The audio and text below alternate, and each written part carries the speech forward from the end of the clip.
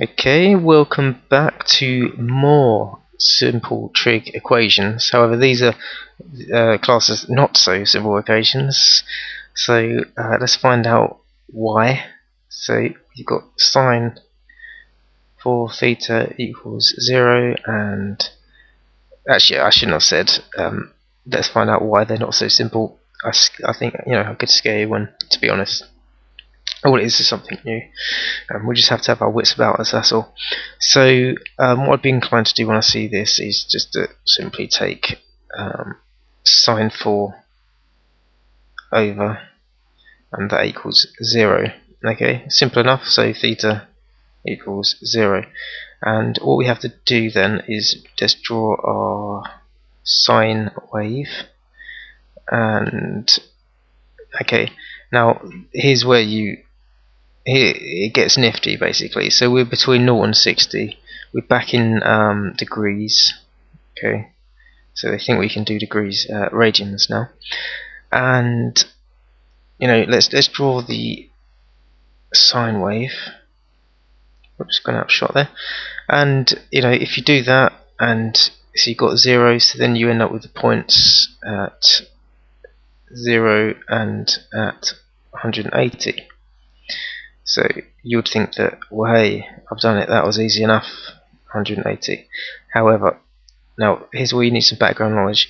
This 4, whoopsie daisy, let's fill that back in. Okay, so this 4, this means that the sine wave is actually vibrating 4 times as much as the original sine wave. Okay, so this is just for sine theta. From what you might know from transforming graphs is that if you see a 4 there, or if you see a value there, you're actually transforming the number of frequencies of the wave, and in this case it's by 4.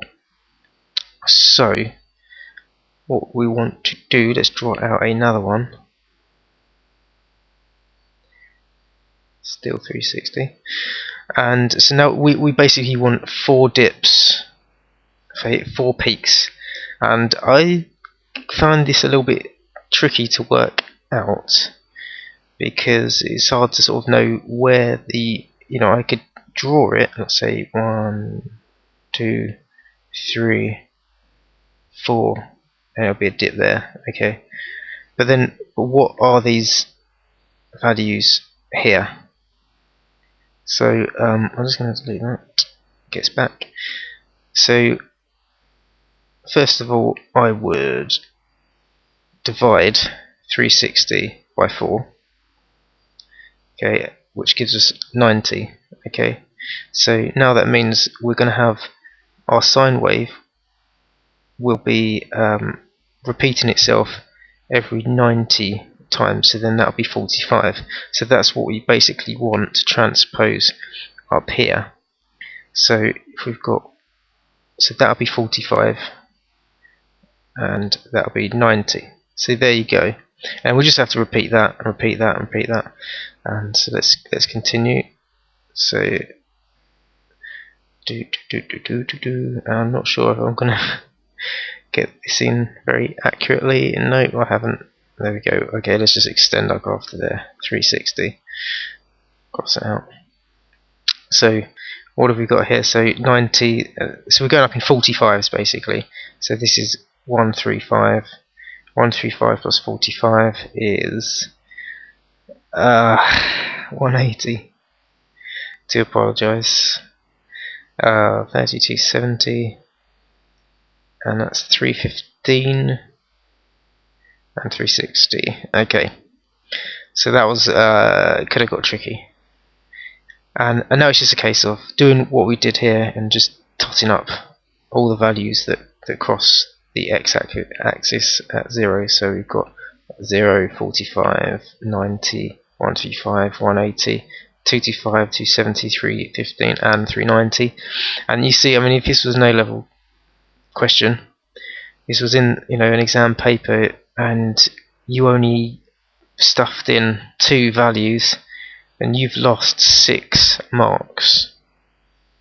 And that was just having to be awake to know that you were timesing the sine wave by 4, a frequency of 4. Okay, so wow, that could be really costly. You don't want to see a question like that in an exam. You really don't, because, well, you do if you know what you're doing and you're on the ball. You don't if you're not, because it'll wipe you out basically. And 7 marks, that is the difference between, you know, a grade basically. So there you have it. And where we and I needed to obviously demonstrate that the 360 divided by the 4 frequencies meant that it's squashing our sine wave basically within the 90, and then you just go from there to, you know, you can extrapolate to 360. So that's that done, and we'll do another question in the next video. See you then.